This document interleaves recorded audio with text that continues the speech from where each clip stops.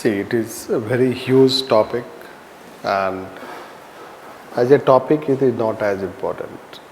That's why you should have a macro idea on this, plus schemes and programs you should know.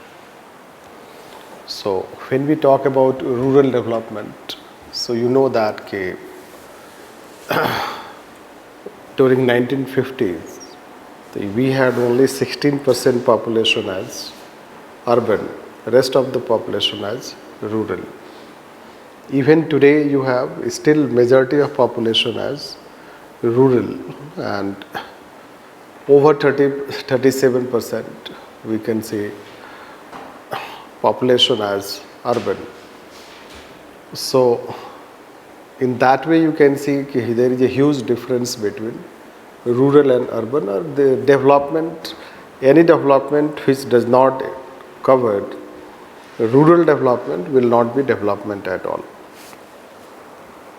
When we talk rural development, we mean by different things. It's about infrastructure, it's about social economic aspect of the life of people, it's about recreational aspect. So it's about connectivity, various types of connectivities. It can be, let's say, that road connectivity, it can be telecom connectivity, it can be power connectivity. Then there are various types of social aspects like school, hospital. So the people should have access, plus livelihood. You can go to rural India to experience what is difference between urban area and rural India. Like as we told that if you go to rural India, the difference is that you can reach to any city from Delhi. Like say by flight if you want to go, so you can reach to that city by, let's say that 2 and 3 hours or 4 hours if you take total. The total 4 hours, but from that city to reach to your house, it may take even 8 hours and even more than that. Means after going to that city, you have to struggle for transportation. Even if you get transportation, but then you have to, let's say that the quality of road, the quality of infrastructure, that you can see this, how the quality of road and infrastructure. So similarly, if you talk about internet and speed of internet connectivity, that is a very high type of, let's say blue chip type of quality we will talk, or development will demand if you talk about quality of internet. But if you talk about a school at that level, the schools, they are there, but the schools quality, if you talk, the quality of teaching in those schools, what are being taught in those schools, so certainly there will be huge difference. Similarly, if you talk about hospitals, right, so still let's say that one district, and it was shown that people are carrying one patient on thela in one Bihar district. So it was shown by one TV channel. Means you do not have ambulance, let's say. So, but ambulance cannot be manifestation of development. Rather, it's, let's say, when we talk about various types of things, it's like livelihood, employment, social infrastructure. So today, we have improved a lot in terms of this road transportation. We do have connectivities. Connectivities, especially Pradhan Mantri Gram Sadak Yojana, that has resulted into improvement in road connectivity, transportation we may have. Nowadays, you have e-rickshaw also.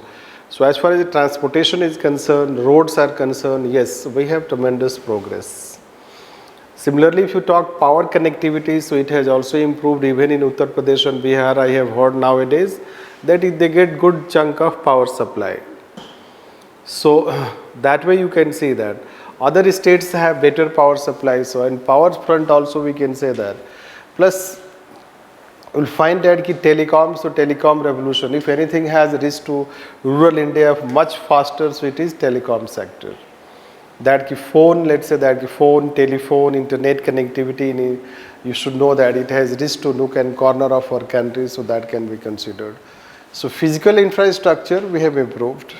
Social infrastructure, if you talk, so yes, private presence in social infrastructure, especially if you talk about health and education. But if you talk about public health and public education, so that condition remains even worse, let's say that. We have not improved, rather there is decline. Right. The locality I live, so I walk nowadays every morning. So when I walk, I go through one school that is called girls' school, government girls' school. I every day try to peep into that school to see if there are students at all. And it is such a good, government schools have huge land, know that. They have the huge land, huge building, no students. But you will have Tagore International School, international written, but it will be in one room. Paradox you can find. जिसके पास infrastructure है बच्चे नहीं है, जहाँ infrastructure नहीं है वहाँ बच्चे हैं पढ़. So such a paradox, you know that, ki how it could have happened, let's say that. Such a huge infrastructure, many government schools are, you know, deserted, let's say. They have a deserted look because you don't find students. But a school is so huge with infrastructure. Why? You know it, that people have lost trust in public schooling. So that way you will find. So in our rural India also the situation is even more worse. The people will not send. The social infrastructure, if you talk, housing facility also, we do have provided housing facility, but still people struggle. And you know that people struggle to have proper houses, and many people have, let's say, they do not have house even to live. So housing remains even in urban area also, although we have Indira Awas Yojana, in past Jawahar Awas Yojana, Rajiv Awas Yojana, Indira Awas Yojana, now we have housing for all program. Means all housing programs have been merged into one. So that way we can consider. Livelihood crisis, social security crisis. In rural India hardly there is anything left as far as security is concerned. That employment opportunity, let's say, so very limited employment opportunity you will find. People want to migrate towards the migration, let's say that you know that villages have deserted look, even if there are some names like ghost villages. Have you heard ghost villages concept, especially in Uttarakhand? So ghost villages means कि people of that village, they have migrated towards cities, and then hardly people are left in that village. तब उस गांव में सिर्फ भूत रहता है. Right. That is why they say ghost villages. So that kind of, let's say that things they have, because livelihood opportunity if you talk, so livelihood opportunities are very limited. We have not been able to increase the livelihood, let's say, opportunities. Rather, let's say that you yourself can create livelihood opportunities. Nowadays the young startup, let's say, coming, the youngsters, especially the IITians, even entering in agri field, let's say, and smart technology or different types of technology based, are they are promoting, or some people coming, NRIs coming to India and setting their business in rural India. Like in Tamil Nadu or Karnataka, in one such state, one person from America, he came back to India and he has set up one such business where he employs 5,000 engineers. It is located in rural India. This in Tamil Nadu or Karnataka it is. So these things are the new developments, you can see that. But these developments would be very, means we can say that they may not be adequate to bring change in rural India, and that is how the difference. At the same time, if you talk about this, that the pace of development by government and the pace of development in general, it is always higher. So there is always deficit. So this is how we find deficit. Even if we bring lots of development, but there is a deficit in this. Deficit is that, as we told, let's take education sector. In education sector now it is highly digitalized, and COVID has further given a major boost for digitalization of education. All private schools are highly digitalized. Public school, it did not have even proper school infrastructure, how it would get digitalized. It was struggling to get computer. By the time computer is, let's say that no more relevant, now you need a digital board. This. So the pace of development is very, you can see the huge from third industrial revolution to fourth industrial revolution. Hence, even if developments are taking place, means we will not see that developments are not taking place. Even if developments are taking place, but at the same time you will find that the pace of development, right, does not match with the pace of development in general, that in society, especially technological aspects and aspirations of people. People have huge aspirations. This you should know. And aspirations of people, rural development. So, rural development is about bringing overall development in rural India, especially infrastructure, socio-economic development through public administration. Through public administration simply because development administration was adopted. Development was given, or development was linked to administration. That it should be administered, since we need to plan it. So we need to plan. Without planning we cannot bridge the gap. So we wanted to, let's say that administer development. That's why it is a chapter in public administration as rural development. So administration was given this responsibility, or it is administered development, and this administered development continued the way you have democratic decentralization. So this development administration continued till 73rd, 74th Amendment. Still 73rd, 74th Amendment we try to bring development through administration, and thereafter we try to bring development through local self-governments. Right? Means they should become instruments of development. And that is how we can divide into two phases from that perspective. Then we have created a separate dedicated ministry called Ministry of Rural Development. And we have brought various types of schemes. You know that in various sectors, several schemes will be there. Largely we will be concerned about socio-economic development related schemes. Rural development may cover also, no doubt, physical infrastructure, agriculture, it can cover agriculture. But we are not concerned about that aspect. The orientation of the subject is more focused towards socio-economic development of rural India. Rather than physical infrastructure development, like say power, so then we will have to take power, then railway, then port, right? So these things are not taught, rather they are the subjects or topics in paper 3 economy.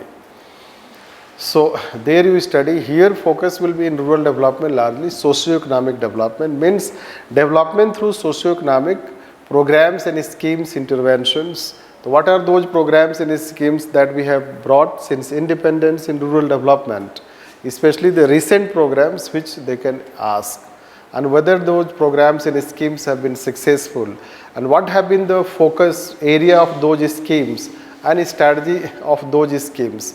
Means what, let's say that we wanted to focus and develop. So those schemes and programs, so since development administration we have taught, so that will help you conceptually. Like development administration, initially it was more about top-down approach, centralized development approach. Planning we have also taught, so that will also help you, because planning is also part of development administration, because even rural development is not possible without planning. So planning and development administration knowledge you can use to understand the development process, and that is how we had a top-down model of development. Then basic need model of development was introduced, and after basic need model, right-based model was introduced, then empowerment-based model was introduced, and then you had, let's say, inclusive development model, and as of now we have multi-dimensional approach. So we do not have one, let's say that strategy. Strategy has kept changing. Our methods for development, they have kept changing. Means how we should bring development. So whether we should bring development by centralized aspect, or by addressing the basic needs of the people, or let's say that we should empower people, or we should let's go for sustainability, inclusivity. And what should be the focus area? Should we focus on socio-economic aspects? Should we focus on housing sector, education, health, irrigation? Right? Or we should focus on, let's say, infrastructure, rural infrastructure. So what should be the focus area of development? This. So This way, let's say that as of now, the government has a multi-dimensional focus. Focus on technology also, focus on knowledge building also, empowerment also. Focus is on, let's say, empowering people also. So you'll find that this strategy will keep changing. And so the focus area, there was a time when we had roti, kapda, makan. Then there was a time that 3 more things were added, pani, bijli, sadak. And now we have, let's say that focus, you can say that minimum government, maximum governance. Sabka saath, sabka vikas, sabka vishwas, and sabka prayas. This you can say. The present government has different, let's say, philosophies for development. Our mother of all development, Atmanirbhar Bharat. Right. This all strategy. So mother of all strategy is Atmanirbhar Bharat. Bharat कभी निर्भर नहीं था, सिर्फ आत्म था. Anyhow, so let's say that कि आत्मनिर्भर Bharat. What is आत्मनिर्भर Bharat? So let UPSC ask. Anyhow, so these are the some macro aspect we'll talk on related to rural development. Still, let's say that largely schemes and programs will talk while teaching. So there are some schemes and programs. Welcome to LUKMAAN IAS. Study General Studies with LUKMAAN IAS for building comprehensive knowledge. GS paper 2 and 4 will be taken by S. Ansari and other papers will be covered by renowned faculties. Live classes are as effective as offline classes. The classes are highly interactive in nature. Your doubts and queries will be addressed and there will be dictation of notes. In the last 10 years, LUKMAAN IAS has set up a niche in the field of UPSC guidance.